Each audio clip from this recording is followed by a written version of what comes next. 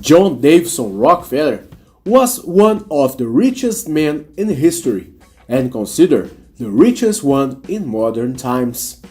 Owner of a fortune that in updated figures would be greater than that of Jeff Bezos and Bill Gates combined, the tycoon became known as the oil baron. The founder of Standard Oil Company has amazed victories, controversy, and became a sort of icon of capitalism. For many, a hero, for others, a great villain. In any case, we gather in this video 6 facts and curiosities about Rockefeller. Number 1. Created his fortune from scratch. John Rockefeller was the son of a poor US couple. Some people confuse his name with the family of bankers Rothschild, but Rockefeller lived a difficult life. His father, William Rockefeller, was a scammer and made a living applying charlatanism, selling potions that promised miracle cures.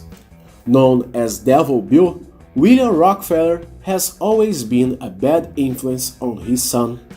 Because of his tricks and deceptions, the Rockefeller family lived a kind of nomadic life, and during several opportunities, John Davidson had to deny or hide the fact that he was Devil Bill's son, not to mention that in the vast majority of time, his father was not present in the family home, neither physically nor financially.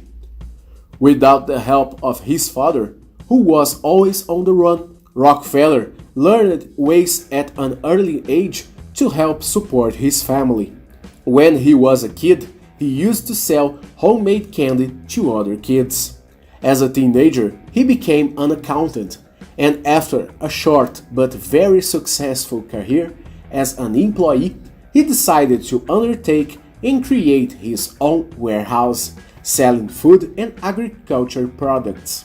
Years later, he began to put up with the oil business, creating his own oil refinery.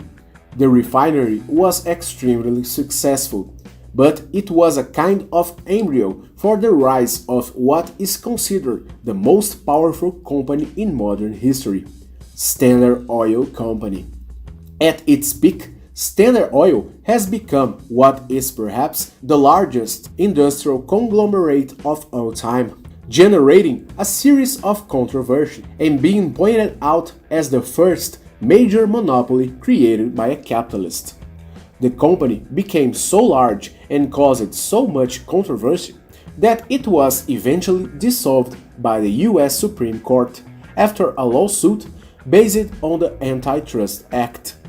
Through the process, the company was dissolved into 34 different companies, later giving rise to some of the largest oil companies that exist to date, such as Exxon, Chevron, Atlantic, Mobil, and Amoco. Curiously, even though Standard Oil was dissolved by the Supreme Court, Rockefeller bought shares in the companies that emerged from the breakup of the former oil company. Soon after, he became even richer than before the antitrust suit dissolved his former company. Number 2. He liked to give pennies to strangers. In the early 19th century, Rockefeller often traveled by ferry from his home in Tarrytown, crossing the Hudson River and entering Nyack, New York. The tycoon was a kind of national celebrity, and when his raft docked, he was usually greeted by children.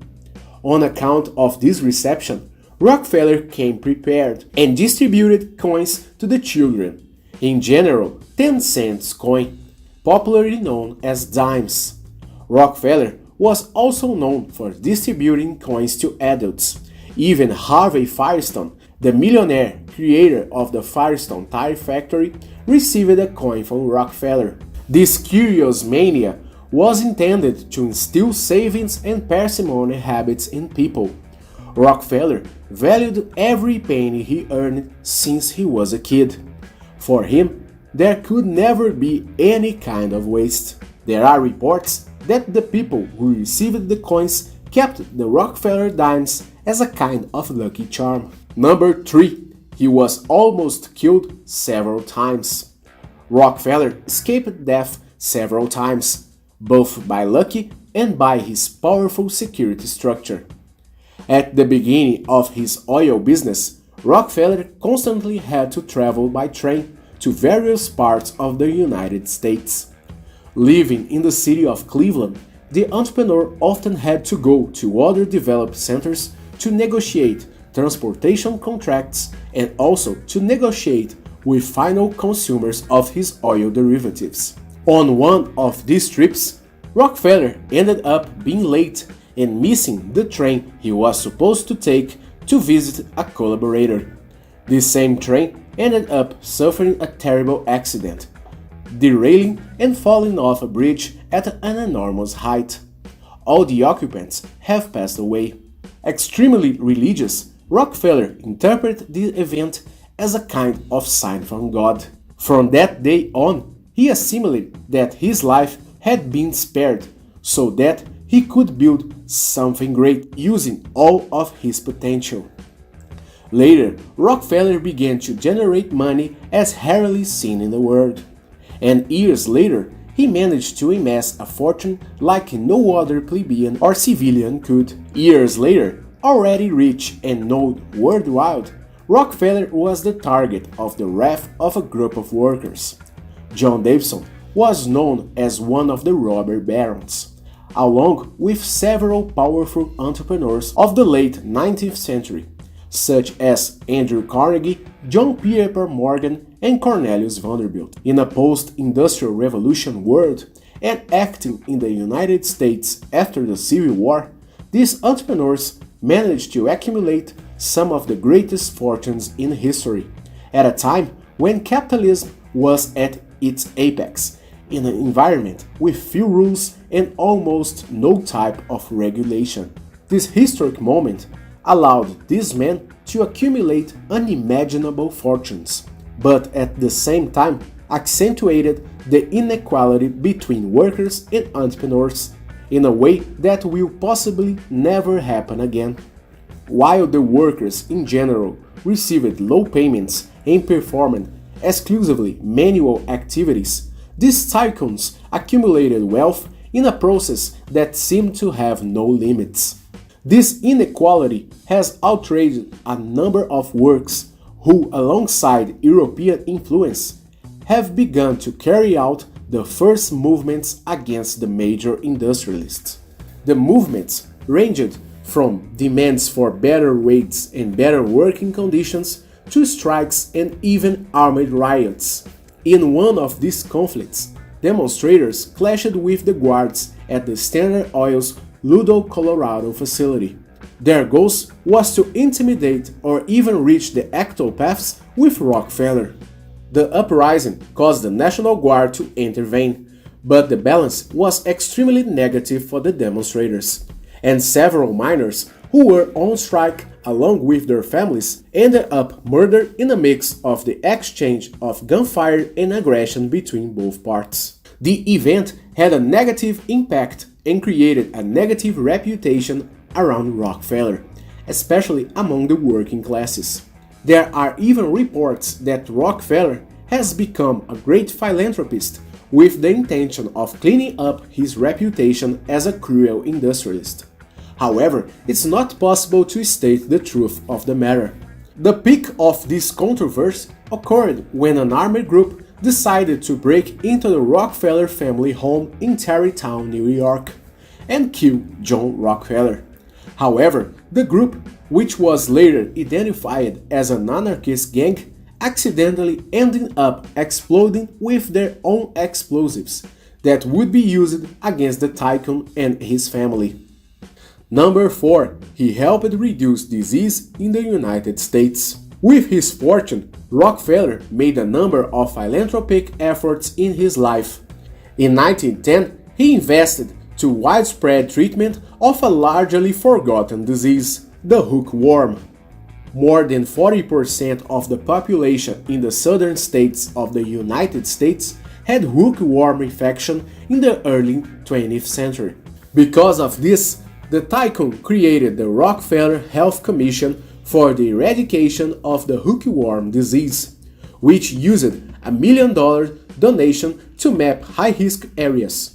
The mapping allowed a concentrated effort to cure residents infected with Epsom and Tymol salt, while educating the general public about the need for better sanitation systems. The effort has virtually eradicated the disease in the United States. Years later, Rockefeller continued to help promote studies against disease, funding the creation of vaccines and other efforts against different types of agents. To date, the Rockefeller Foundation continues to fund and promote research against various diseases. However, there is doubt the foundation continued to promote this market out of altruism or interest. There are reports of links between the Rockefeller family and the giant Monsanto. In any case, this channel cannot affirm any kind of relationship and only reports the facts of the biography of the entrepreneur who died in 1937. Number 5. He celebrated his own personal holiday. Rockefeller was a real passionate about his work. For him, more important than his own birthday was what he called Labor Day. The future oil tycoon got his first formal job at the age of 16 on September 26, 1855. The date was a real milestone in his life. For him, that was the moment when he thought he officially started his business. Since then, he celebrates September 26 as his Labor Day each year, and did so until he was 97 years old. Number 6. He did everything to dominate the oil industry. Rockefeller's wealth was a consequence of his obsession with owning the oil industry as a whole. At first, he decided to go into business, but in a different way. Oil was a real fever in the 19th century, and those who wanted to get rich were looking for a way to create an oil exploration business in the United States oil areas. Entrepreneurs and adventurers of all kinds tried their luck in the oil business and spent all savings of a lifetime trying to dig and find an oil well to explore. Because of this, there was a huge competition to see who could find and exploit oil, which stirred up the sale of land and localities where there was the suspicion of the existence of so-called black gold. However, Rockefeller decided to go against the immense majority. While the common sense was that the important thing was to find oil, Rockefeller decided to dedicate himself to just refining the liquid and to take advantage of its products, such as kerosene, for example. While he kept an eye on only that part of the process, he, in his vision, avoided unnecessary expenses, and every effort in his business should generate a return, minimizing the waste of time, raw materials, and money. In the case of oil exploration, the interest parties should carry out prospecting, drilling, and a series of processes in order to find and then manipulate the liquid. Because of this, exploitation was extremely risky and even dangerous.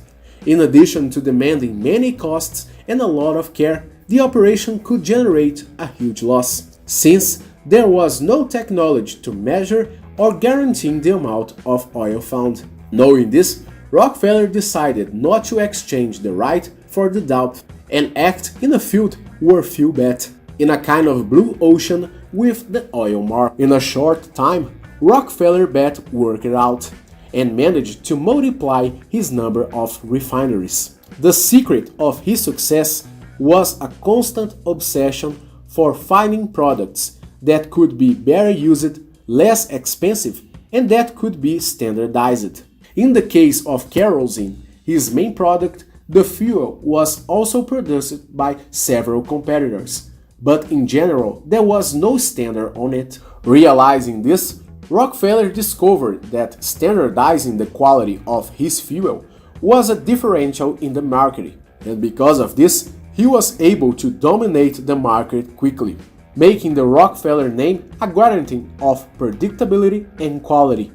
Initially, he had other partners, but over time he only remained associated with his chemist Samuel Andrews. Together, they decided to transform the old refinery into a new company, Standard Oil. First, with the help of the member capital, then with equity, and after buying competitors.